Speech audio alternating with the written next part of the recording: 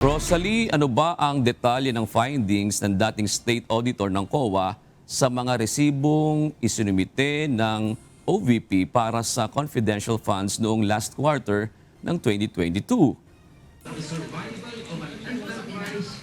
June labas sa covered period ng paggastos ng confidential funds noong December 2022. Wala ring kaakibat na ebidensyang magpapatunay na tagumpay yung paggamit ng confidential funds sa information gathering at surveillance activities na kabilang sa mga requirement ng Joint Memorandum Circular 2015-01 ng Commission on Audit at ng Department of Budget and Management.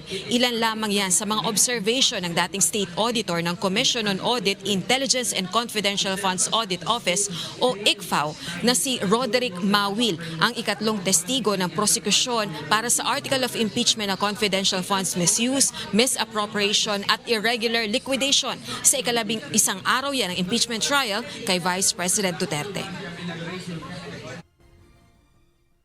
Ilang acknowledgement receipts o ARs na pinaggamitan ng confidential funds ng Office of the Vice President noong last quarter ng 2022 ang ipresenta ng House Prosecution Team sa pagpapatuloy ng pagtalakay sa confidential funds misuse, misappropriation at irregular liquidation. Gayunman, ilan sa mga pinuna ng dating State Auditor ng COA ICFAO na si Roderick Wamil ang petsa sa ilang ARs na labas sa covered period ng cash advance ng December 21 to 31, 2022. Kabilang narito ang isang resibong nakapangalan sa isang Renan Piatos na tumanggap ng 110,000 pesos para sa purchase of information subalit may petsang December 27, 2023. Gayun din ang resibong nakapangalan sa isang Miko P. Harina sa halagang 295,000 pesos para sa payment of purchase supplies na may petsang December 31, 2023. Isa pang halimbawa nito ay ang resibong nakapangalan sa isang Andilim na binayaran ng 50,000 pesos para sa purchase of information noong December 21, 2023.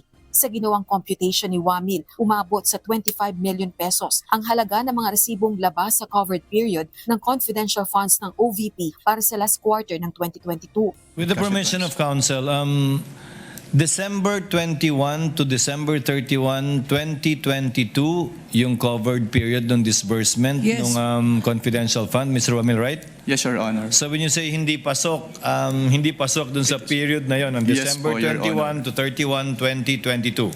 Yes po, Your Honor. Dahil 2023 nakalagay na taon, supposedly. Tama? Yes po, Your Honor. Okay. You may proceed, counsel. 12 months na hindi pasok. 2023. Pinuna rin ni dating COA State Auditor Wamil ang mga resibong walang petsa o undated na nagkakahalaga naman ng 3.2 million pesos. Bukod dito, tumestigo rin si Wamil sa kawalan naman ng opisyal na resibo sa mga biniling tables, chairs, medicines gamit ang OVP confidential funds noong December 2022. Wala ring attached documents sa payment of rewards na nagpapatunay ng tagumpay sa information gathering o surveillance activities. Labagaan niya ito sa Joint Circular 2015-01 ng COA at DBM kaugnay ng paggamit ng confidential at intelligence funds. Tinangkang tutulan ng Defense Counsel ni VP Duterte na si Attorney Michael Poa ang sagot ng testigo. So based on the acknowledgement receipts na sinamit po, nagkaroon sila ng payment of rewards in cash, in medicine, and in various goods. At lahat po nung kanilang payment of rewards ay walang naka-attach na any document supporting the success of the information gathering activity or surveillance activity on account of the information given by the informer. Meron po silang binili na medicines and various goods which were given as rewards. Yung kanilang binili na supplies, yung binili nila na tables and chairs and desktop printers and computers. Pero yung supporting document lang po nun ay acknowledgement receipt instead of official receipts or sales invoices. Yung hardware stores na pinagbilhan ng mga tables and chairs tsaka desktop, hindi ba confidential yung mga pangalan ng mga hardware stores na yan?